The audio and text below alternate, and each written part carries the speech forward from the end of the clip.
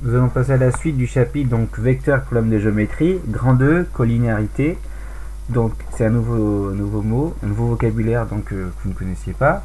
Donc on dit que deux vecteurs sont dits collinéaires s'il existe un réel cas tel que soit U est égal à K fois V ou alors que V est égal à K fois U. Donc je l'avais mis dans le poli que je vous avais donné, mais on peut rajouter cet exemple dans l'espace qui est entre la définition et la remarque. On mettait exemple. Si je me donne le vecteur U de coordonnées 4, moins 6 et V de coordonnées 6, moins 9, donc on peut voir que 4 fois 1,5 ça fait 6 et que moins 6 fois 1,5 ça fait moins 9. Et de ce fait, comme on voit qu'on peut passer des coordonnées de U à coordonnées de V en multipliant par 1,5. Donc on a que V finalement est égal à 1,5 fois U. Donc comme il existe ce coefficient K ici, comme il existe ce coefficient K, qui est donc le fameux coefficient qu'on trouve là, par exemple là, là et là, donc par définition, on dit que les vecteurs sont collinéaires. Conséquence de la définition, le vecteur nul, qu'on a 0 comme ça avec une flèche, est collinéaire à tous les vecteurs du plan, donc ça c'est une chose. Et deux vecteurs non nuls sont collinéaires s'ils ont la même direction, c'est-à-dire s'ils sont parallèles. Je rappelle que la direction, il ne faut pas confondre avec le sens, la direction c'est la pente. Donc ici, il faudra bien retenir ça, et donc s'ils ont la même direction. Et l'idée en fait, être direction, c'est collinéaire, en fait, des vecteurs collinaires, si vous voulez, c'est associé à des droites parallèles. D'accord? On ne dit pas que des vecteurs sont parallèles, on dit des vecteurs sont collinaires. Par contre, si on a des vecteurs collinaires, ça va donner des droites parallèles. Donc, je vais m'expliquer. Donc comment on peut voir visuellement que des vecteurs sont, géométriquement que des vecteurs sont collinaires. Donc vous voyez là, dans l'exemple, le vecteur U et le vecteur V, donc, ils ont le même sens, c'est vrai, mais ils sont surtout parallèles. On voit bien que les droites associées, si on trace les droites qui passent par ces... donc si on trace les droites, donc je vais essayer de tracer une droite, mince.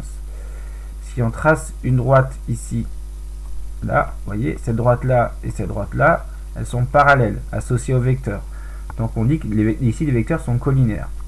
Alors ici, par exemple, les vecteurs n'ont pas dans le même sens. Il y en a un qui va plutôt vers le haut, puis l'autre va plutôt vers le bas. Mais malgré tout, ils ont la même direction. D'accord? C'est-à-dire que vous voyez, les droites qui sont portées par ces deux vecteurs sont parallèles. Donc ici, c'est bien collinéaire. Et donc on a bien des vecteurs collinaires. En revanche, ici, les vecteurs ont le même sens. Donc ils pointent tous vers le bas. Mais ils n'ont pas la même direction. Les droites qui sont... Si on devait tracer les droites qui passent par ces deux vecteurs-là, elles ne sont pas parallèles. Donc on a un cas de non-collinarité, donc ce n'est pas collinaire. Donc ça c'est pour distinguer géométriquement des vecteurs collinaires. On le voit très rapidement du fait que les droites, si on devait tracer les droites qui passent par ces vecteurs, ces droites ne sont pas parallèles. Donc ça c'est un point. Ensuite on va donc parler du déterminant. Donc on a deux vecteurs. Donc de coordonnées x, y, x' et y' pour le deuxième vecteur, et on va appeler ce qu'on appelle le déterminant. C'est donc, on va le calculer, c'est en fait la différence des produits en croix. D'accord? Vous voyez là je fais x fois y' moins x' fois y. On fait la différence des produits en croix qui sont ici. Donc là vous avez, on fait ça fois ça sur et moins, d'accord, il y a le moins qui est là, moins y fois x' ou x' fois y, c'est pareil. Donc là on a les produits en croix. Donc un exemple, quand j'ai le vecteur u2 moins 1 et le vecteur v moins 5, 3, le déterminant de u et v c'est le déterminant donc de 2 moins 1 et 2 moins 5, 3. Je fais la différence, qui est important, donc je soustrais les produits en croix. Donc le premier c'est 2 fois moins 3, 2 fois 3 ici. Le deuxième produit en croix, attention il y a au signe, c'est moins 1. Donc je pourrais peut-être mettre ça, hop. C'est moins 1 fois moins 5. Ok, moins 1 fois moins 5. Mais il y a toujours le moins qui est là. Hein.